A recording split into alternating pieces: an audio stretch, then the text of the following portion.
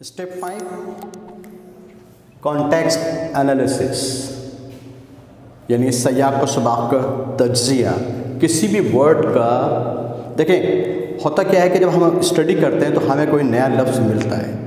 जब नया लफ्ज़ मिलता है तो हम उसको क्या करते हैं, अपनी डायरी में नोट कर लेते हैं।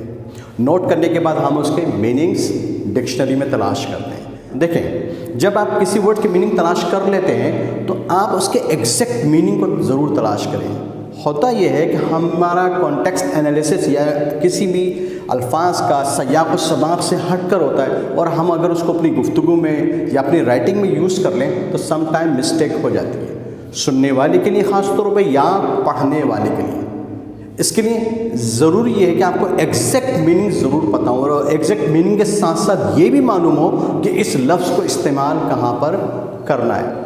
इसकी एग्जांपल मैं आपको दे सकता हूँ। फॉर एग्जांपल, यहाँ पर एक वर्ड है स्प्रिंग।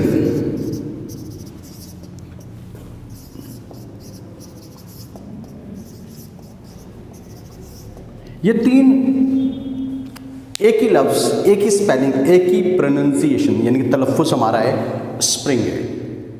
अब एक स्प्रिंग के मीनिंग्स आप एक स्प्रिंग मीन्स चश्मा, जो ज़मीन से जो पानी फूटता है उसको हम स्प्रिंग कहते हैं। यहाँ मीनिंग्स क्या ले रहा हूँ मैं स्प्रिंग के, वो जो जंप करने वाला, उछलने वाला होता है, विच इज़ यूज्ड, हम वहाँ पर उसको स्प्रिंग ले रहे हैं। और यहाँ पर मीनिंग्स हैं स्प्रिंग के मौसम बहार।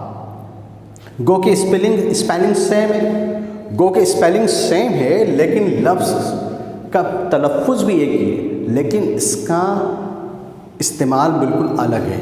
और अगर हम इसके एग्जैक्ट मीनिंग तलाश नहीं करते तो हम मिस्टेक कर जाएंगे। लेकिन किसी भी वर्ड के मीनिंग्स, यहाँ पर स्प्रिंग के मतलब अगर मैं कहूँ कि यहाँ पर उछलना है या चश्मा है, या मैं ये कहूँ कि मौसम बहार है, ये मुझे पता कैसे चलेगा?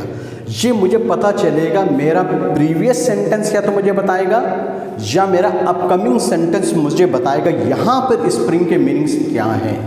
लिहाजा जिस वर्ड को आप अपनी कम्युनिकेशन में यूज़ कर रहे हैं तो उसका कॉन्टेक्स्ट एनालिसिस होना बड़ा ज़रूरी है, वरना क्या होता है कि आपने कुछ कहा और सामने वाले ने कुछ सुना और एक गलतफहमी, मिसअंडरस्टैंडिंग पैदा हो गई।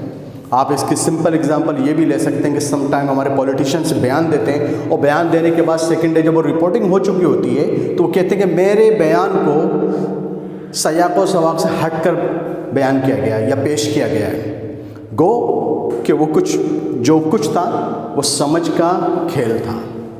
ठीक है, तो कॉन्टेक्स्ट एनालिसिस होना बहुत ज़रूरी है।